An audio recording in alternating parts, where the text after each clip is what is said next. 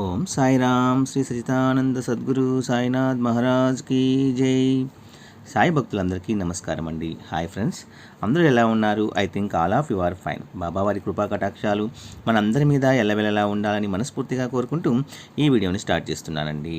ఈరోజు బాబావారి సందేశము, బంధం దూరమైందని బాధగా ఉందా బిడ్డ? దానికి కారణం చెబుతాను, విను. ప్రాప్తం ఉంటే వినగలుగుతావు, నిర్లక్ష్యము చేయకు, నష్టపోతావు అని బాబావారు చెప్తున్నారండి. బాబాగారు ఈరోజు సందేశంలో ఏమి చేయబోతున్నారు అంటే, బంధం దూరమైందని బాధగా ఉందా? అందుకు తగినటువంటి కారణము చెబుతాను, శ్రద్ధగా విను అని బాబాగారు ఒక మంచి సందేశాన్ని అయితే తెలియజేయబోతున్నారండి. ఆ సందేశం ఏమిటో మనం ఇప్పుడు తెలుసుకుందామా అండి. ప్రతి మనిషికి కూడా తన జీవన విధానంలో మోయలేని భారాలు అంటే బంధాలు, భౌతిక వస్తులాలసలు, ఎన్ని బరువులతో ప్రయాణిస్తే జీవితము ఏమి సుఖంగా ఉంటుంది? అలాగే తక్కువ సామాన్లు తీసుకువెళ్తే మన ప్రయాణం ఎంత సౌకర్యంగా ఉండేది అని అందరికీ తెలిసిన విషయమే. అయితే ఈ సత్యాన్ని మన జీవితానికి మాత్రం అర్థం చేసుకోలేకపోతున్నాము. భౌతిక అవసరాలు తీరనంత మాత్రాన మనకి శాశ్వత ఆనందము రాదు. అయితే ఆత్మ సాక్షాత్కారంలో మాత్రమే అది సాధ్యమవుతుంది. మరి ఆత్మ సాక్షాత్కారము దాని కోసం మనం ఏమి చేయాలి? నేను అనే పదంలోనే అహము దాగి ఉంటుంది. నేను అంటేనే స్వార్థం. ఇంతకీ నేను ఎవరిని అని మనల్ని మనం ప్రశ్నించుకుంటే నా ఆస్తులు, నా బంధాలు అనే సమాధానాలు వస్తాయి. అంతే కదా. నేను అంటేనే నేను మోస్తున్న బరువు అని అర్థము. ఈ బరువు మనల్ని కట్టి పడేస్తూ ఉంటుంది, మనల్ని మళ్ళా బ్రతకనివ్వదు. కనీసము పక్షికి ఉన్న స్వేచ్ఛ కూడా మనుషులకి ఉండదు. అలాగే మనము మన మనసును ప్రశ్నించుకుంటే సమాధానం లేదనే వస్తుంది. ప్రతి మనిషి నిత్యము కూడా జీవనయానం చేస్తూనే ఉంటాడు. ఇంతకీ నేనెవ్వరిని మనల్ని గనుక మనము ప్రశ్నించుకున్నప్పుడు సమాజంలో మనకు ఉన్న గౌరవ మర్యాదలు, కీర్తి ప్రతిష్టలు మాత్రమే మనం పరిగణలోకి తీసుకుంటాము.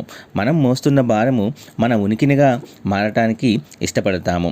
తాత్విక దృష్టిలో ఆలోచిస్తే అసలు నేనెవరిని అన్న ప్రశ్నకు సమాధానం వెతకడానికి ముందు మన మనసు ఆత్మ పరిశీలన చేసుకోవలసి వస్తుంది.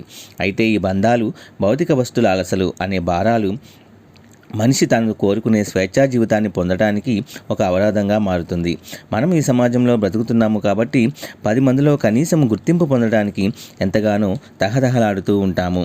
మంచి స్థితి వంతునిగాను లేదంటే కీర్తి ప్రతిష్టలు సంపాదించుకొని అయినా సరే మన జీవితాన్ని మనము సంతోషంగా ఆ సమాజంలో మనకంటూ ఒక ప్రత్యేక స్థానాన్ని సంపాదించుకోవడానికి ఎంతో ప్రయత్నిస్తూ ఉంటాము. దీన్నే జీవితంలో మనము ఒక గొప్ప విషయంగా భావిస్తున్నాము.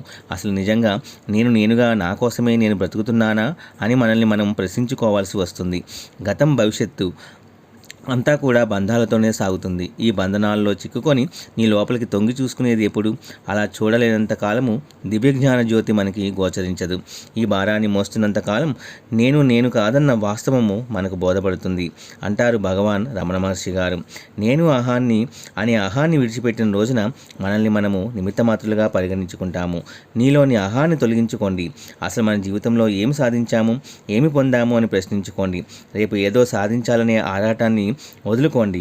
ఇదే ఆత్మ సాక్షాత్కారానికి తొలిమెట్టుగా అవుతుంది. భవబంధాలు అనే భారాన్ని వదిలించుకోవడం అంత సులభమా?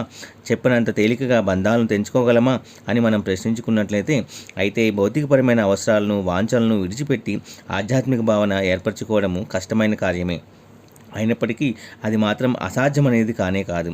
ఒకసారి ప్రాపంచిక దృక్కోణాన్ని విడనాడి చూడండి. ఎంతటి స్వేచ్ఛావాయువులను పీల్చగలరో అని అర్థమవుతుంది.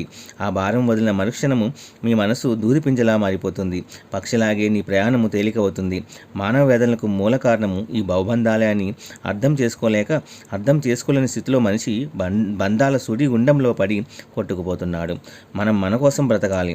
ఇతరులు మన గొప్పతనాన్ని గుర్తించేందుకు బ్రతకాల్సిన పని లేదు. ఈ అవగాహన వచ్చినప్పుడు ప్రాపంచిక విషయాలు తృణప్రాయంగా మారతాయి. తనకు తాను అర్థం చేసుకున్నంత వరకు మనిషి వేదనలకు అనుభవిస్తూనే ఉంటాడు. అది అర్థమైన వాడు మనిషికి సంపూర్ణంగా జ్ఞానోదయం కలిగింది అని అర్థం చేసుకోవాలి. కాబట్టి ప్రాపంచిక విషయాల పట్ల, అలాగే భవబంధాల గురించి, దూరమైన వారి గురించి ఏమాత్రమూ కూడా బెంగ పెట్టుకోవద్దు. మనసు ప్రశాంతంగా ఉంచుకోండి. ఏది కూడా ఈ ప్రపంచంలో శాశ్వతం కాదు అనే ముఖ్య ఉద్దేశంతో ఈ సందేశాన్ని మీకు తెలియజేస్తాను. మాటలదేముంది, చెప్పగానే ఎవరు కూడా పాటిస్తారో పాటించరో అనేది వేరే విషయం. మాట్లాడడం ఎవరికైనా సులువుగా ఉంటుంది, అలాగే చెప్పడం కూడా సులువుగా ఉంటుంది. కానీ అది అనుభవించే వారికి మాత్రమే తెలుస్తుంది.